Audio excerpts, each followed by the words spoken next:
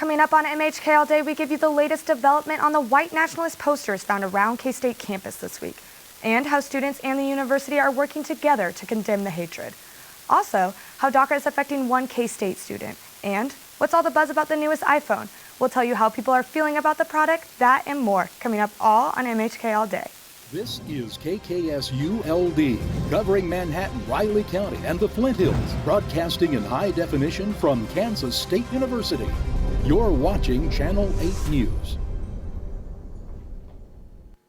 Welcome to MHK All Day. We're back from break and ready to fill you in on breaking news and the latest stories. I'm your host, Isabel Lobby. You can watch us right here every Friday at 11:45 a.m. And for even more MHK All Day, check us out on Facebook and Twitter at MHK All Day. The decision to rescind the Deferred Action Childhood Arrivals Program, also known as DACA, hit home for many, including K-State students. The DACA program granted those who were brought to the United States as children authorization to reside in the U.S. for a renewable 2-year period. Now, the Dreamers could possibly face deportation. Channel 8 reporter Reina Garcia has more on the story. Campos is pursuing a degree in microbiology, hoping to one day create vaccines for infectious diseases. Under DACA, she had been given the opportunity to achieve that goal. I came to this country when I was only 2 years old. We came because my dad and my mother were offered better opportunities here than we did in Mexico. The futures of nearly 800,000 Dreamers now hang in the balance after President Trump rescinded the DACA program. For Marlene, the opportunities once available to her under DACA may no longer be possible. It has allowed me to get some income back to my family, and it has allowed me to pursue a higher education that I know that without it I would not have.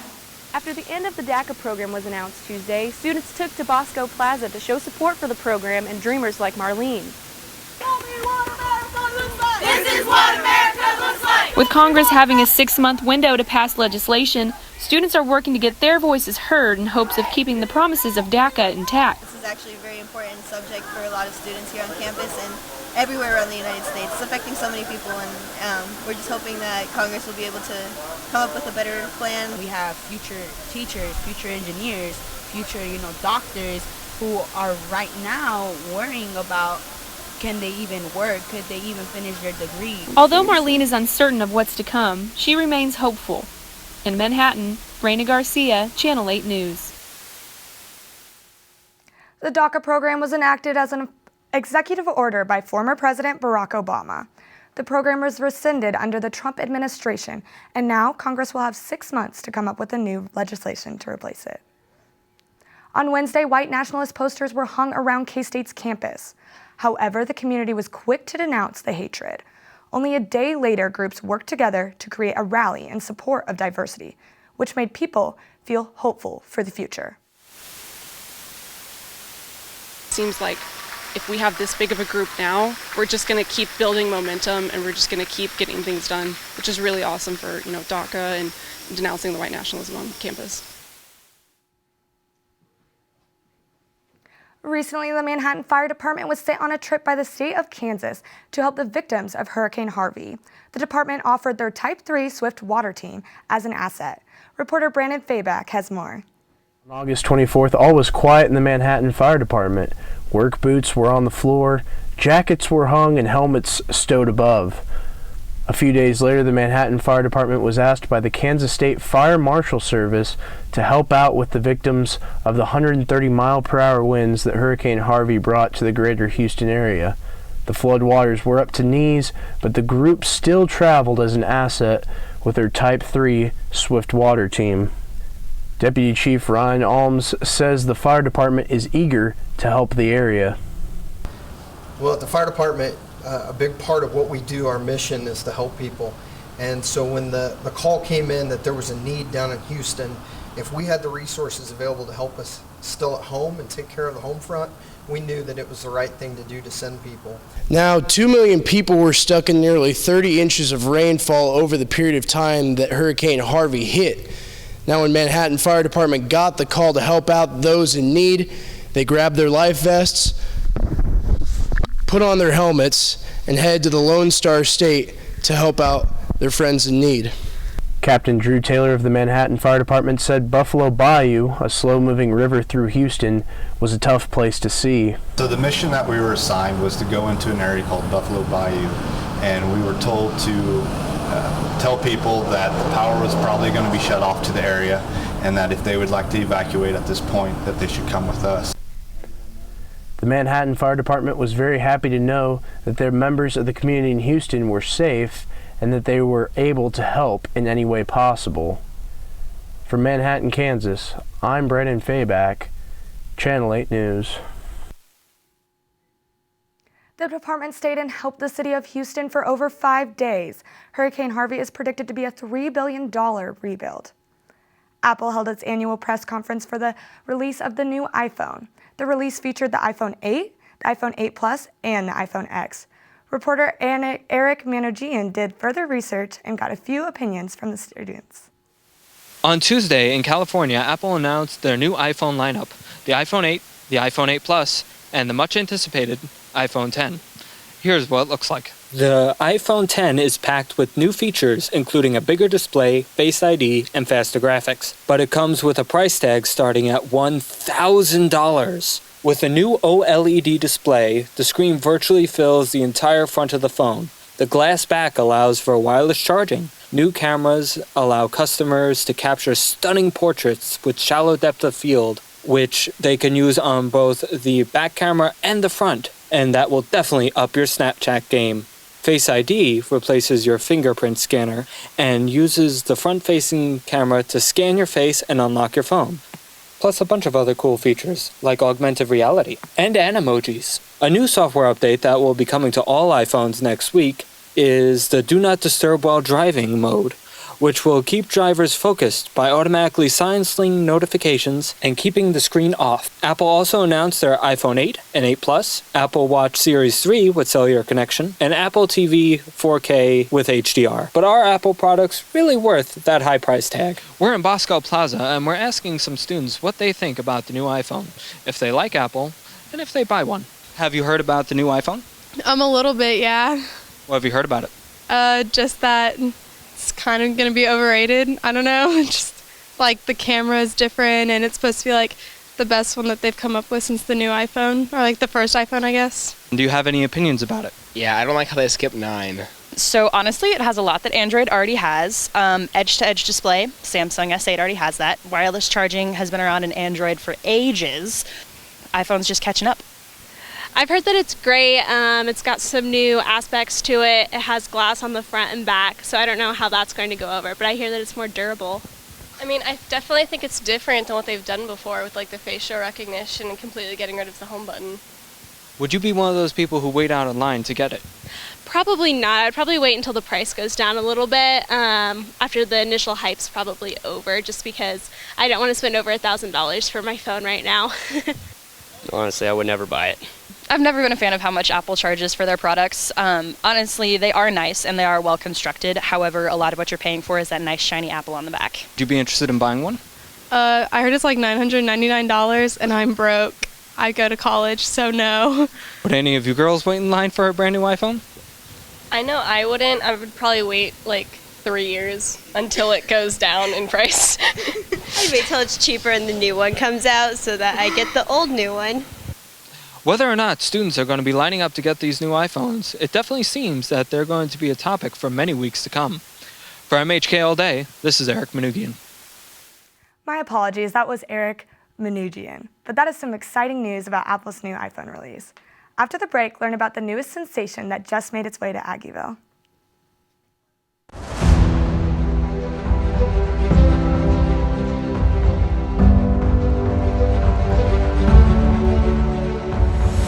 I know a spot that I love full well. 'Tis not in forest, nor yet in dell. Ever it holds me with magic spell.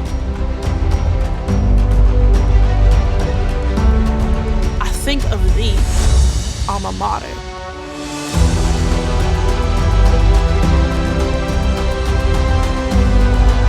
We'll carry thy banner high. Long, long, may thy colors fly. Loyal to thee, thy children will swell the cry.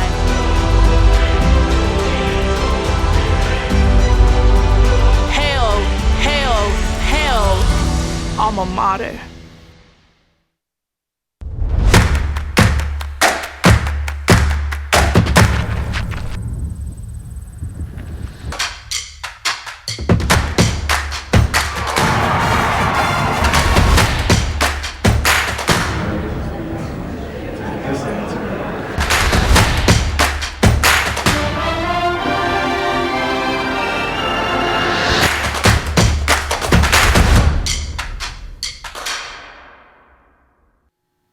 After nearly a decade since its opening, Manhattan's very own Orange Sky Yoga has relocated to Aggieville.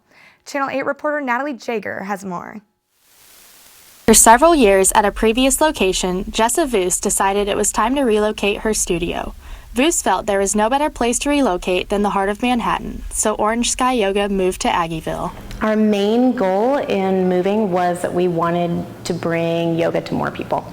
And we felt like being in the city center where there was so much energy and people, that it was a good place to bring the studio and try and get more people walking to the studio and walking from campus or biking and giving more people opportunity to try and practice. The first class is free for everybody, and then we offer a new student special, and that's not just for students, that's for anybody. It's for a week trial, and you can come as much as you want in a week and check out all the different classes. And then for students in military, we have discounted pricing also. The studio is not for yoga lovers alone, as it will also feature a separate space offering snacks and drinks. So we wanted to create a community space for the studio, and the space next door became available, and we started to think, how could we create a broader picture for not just yogis but for everybody that would create a sense of community for people. And so we decided that we would expand next door and open a little coffee shop with drinks and nibbles and things like that to create an environment that not only for yogis but for everybody, a place to hang out and spend the day. Along with yoga, the studio will also feature spin and bar classes. We have a ton of classes all day long, and we're excited to be in Aggieville. Voos is excited to see what is to come for the future of Orange Sky Yoga and its new location. In Manhattan, I'm Natalie Jager for Channel 8 News. If you are interested in enrolling in the classes, you can find more information on the studio's website at www.orangeskyyoga.com. New this fall at the Flint Hills Discovery Center, Duty First, 100 Years in the Big Red One. The 1st Infantry Division, or Big Red 1, stationed at nearby Fort Riley, will celebrate 100 years of serving our country this year, and to honor them, a special exhibit has been created at the Flint Hills Discovery Center in Manhattan. 2017 is the 100th anniversary of the 1st Infantry Division. The division was formed in 1917 when the United States entered the First World War. And this exhibit here chronicles the history of the division. The Big Red 1, also known as the Fighting First, is the oldest continuously serving division in the United States Army. Really amazing because the history of the Big Red 1, the 1st Division, going back to 1917, it parallels the last century in American history. This division, for good reason, has been involved in almost every major conflict, every hot spot the United States has found itself in over the last 100 years. The exhibit gives those who visit an up-close and personal look at what war was like for soldiers of the Big Red 1. The exhibit has artifacts from every major conflict the United States has been involved with since 1917 and takes a special look at one 1st Division soldier from each conflict. Some of the more exciting pieces of the exhibit include a weaponized Harley-Davidson motorcycle and one of the final U.S. Army Jeep. A lot of times when civilians are looking at military life, they just see a soldier in camouflage or a soldier in uniform, and they don't realize the stories that go on behind that uniform. They all have families, they all have things that they're interested in, they have hobbies, they have struggles, they have successes, just like the rest of us. So I think this exhibit has a really great way of putting that into perspective. The exhibit is on now through January. For more information and additional events, check out the Flint Hills Discovery Center website. In Manhattan, Grant Nicholson, MHK All Day. This Saturday is a great chance to check out the exhibit and more at the Star Spangled Saturday at the Flint Hills Discovery Center, starting tomorrow at 10 a.m. And now we have a live in-studio interview with the organizer of Stand Up For Your Sister. I'm here with K-State student Stacy Gann, who is in the works of creating a not-for-profit organization called Stand Up For Your Sister. Stacy, thanks for being here today. No problem. So can you tell me a little bit about what Stand Up For Your Sister is? Yeah, so Stand Up For Your Sister is an organization we're hoping to develop into a nonprofit. Currently, we run programs and we travel around the U.S. basically and present the program to mostly sorority chapters, but also to high schools, and we've presented to Division I athletic teams. And then once we hit into the nonprofit, we hope to be a financial resource for people who need additional counseling off campus. Okay, and what made you want to start Stand Up For Your Sister? Yeah, I'm an RA on campus, so I've seen a lot of mental health issues and just issues women face that are typically not talked about. So there's a facade of neatness surrounding the lives of women, and we just kind of want to open up the doors and allow people to share their struggles and be vulnerable with one another. Awesome. What are your hopes for the organization in the future? Yeah, so in the future, next semester we're planning a 5K. This semester we'll be doing an awareness day just to raise funds for us to launch it in nonprofit status. So the ultimate goal is to be nonprofit status by the spring and be providing healthcare by the spring. Okay, can you tell me a little bit about what that process has been like trying to become a non-for-profit? Yeah, so it's been hard. We are completely run by students. We have a team of 100 women on our leadership team from all different areas of campus, representing different organizations in Greek life.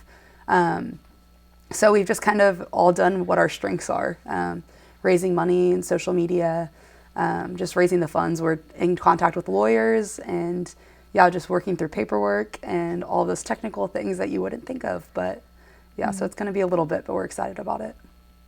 And what kind of growth have you seen from your organization from the moment you conceptualized it to now? Yeah, so we started off in a residence hall with 40 women, and since then have presented to over 4,000 women nationwide. We started off with a leadership team of about 20 girls, and we are now up to 100 different people with different strengths, and it's just been really cool to see that grow and just the program expand to different parts of the nation. And if people want to get involved or contribute, how can they do that? Yeah, so we have a website, so standupforyoursister.org. There's ways to connect with us. There's ways to send messages to our email, standupforyoursister@gmail.com.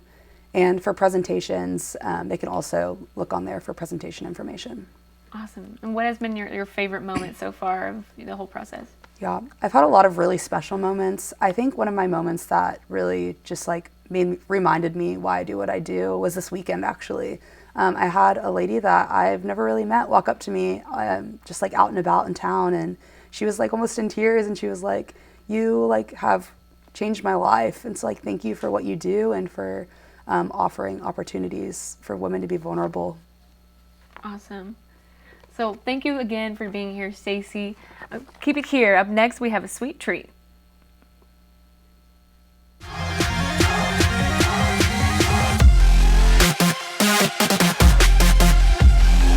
Santofi goes on the slide and finishes up the right line.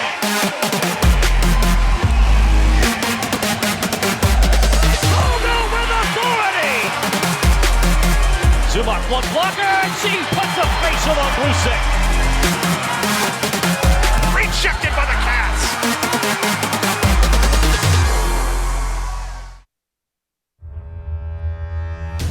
We are a family that does not tolerate discrimination of any kind. A family that believes diversity, inclusion, and sportsmanship are expectations. A family that is supportive and seeks to promote a positive environment.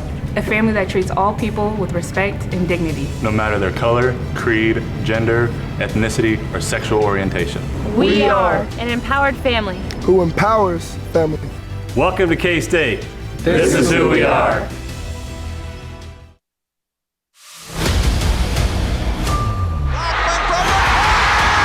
Straight away. Bam! Underneath the goal to Beasley for the jam. Down goes number one. Puts up the lob to Dean Wade. That is indeed how you break the press. Turns it over to Magruder. All the way with a runner. Yes, at the buzzer. Xavier Schneed from Aggieville.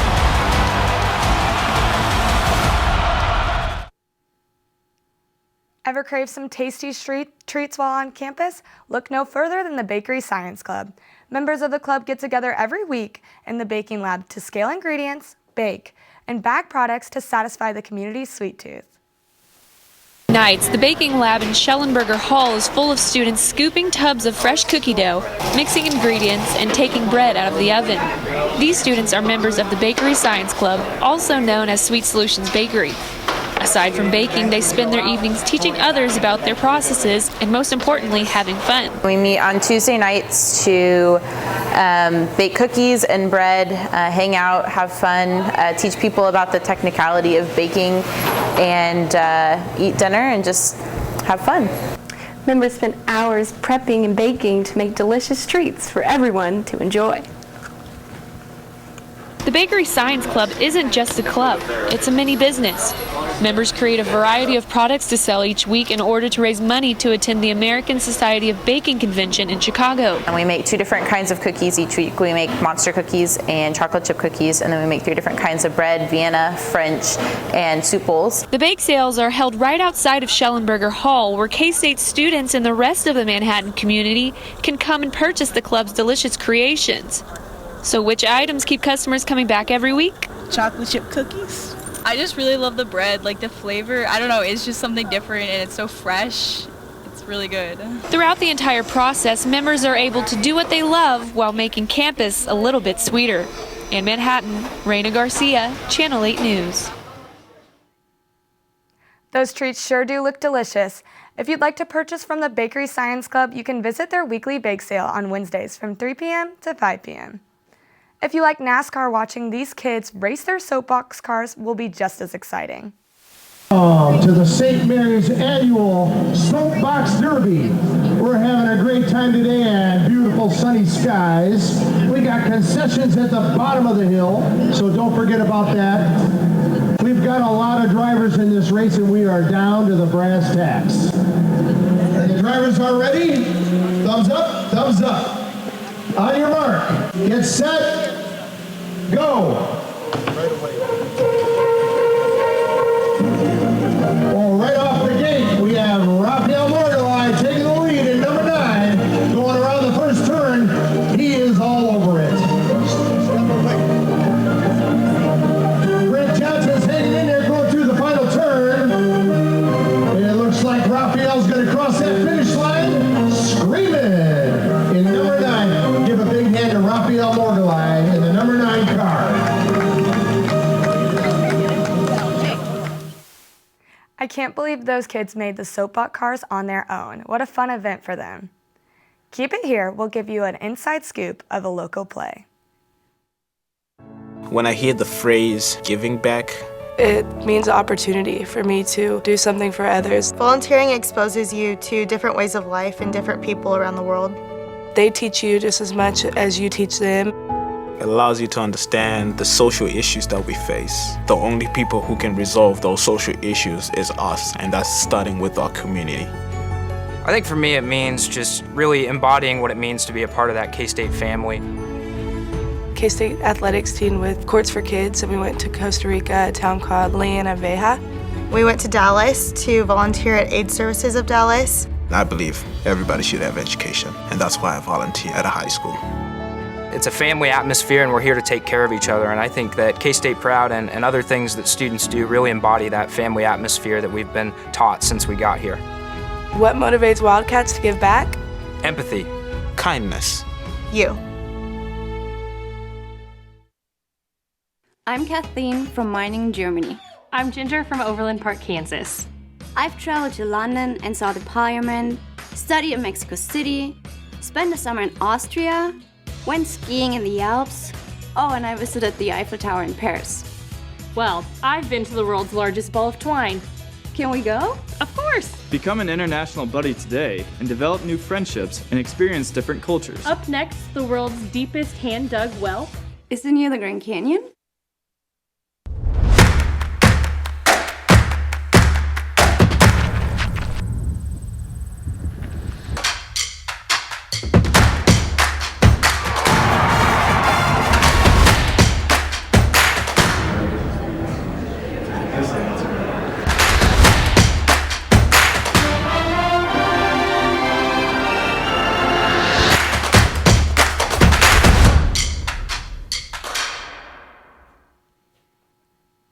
A small town transforms its park into a giant Shakespeare festival. Here's a look at the festivities. The play tonight is A Winter's Tale by William Shakespeare, and this is taking place at the Flint Hills Shakespeare Festival in St. Mary's, Kansas.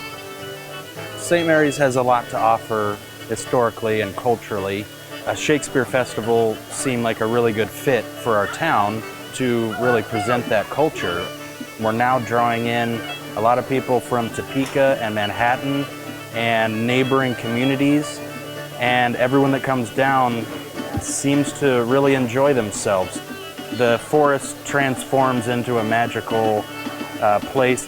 The people start coming in the gates, and they're always surprised by what they see, because you wouldn't expect it as you pull up in a tiny little town, and then they come down out of the gates and they see this.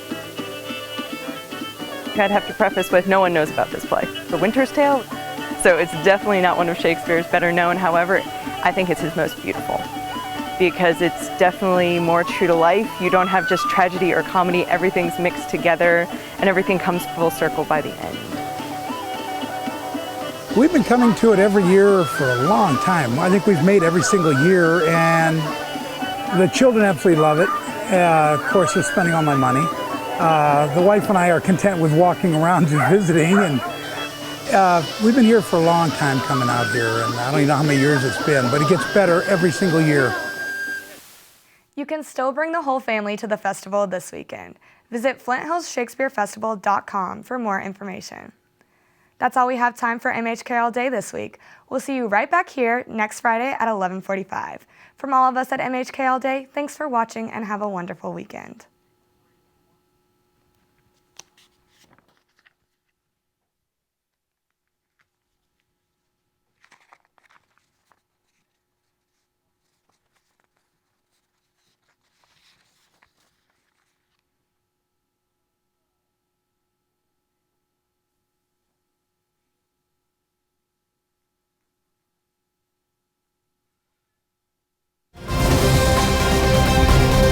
This is Channel 8 News.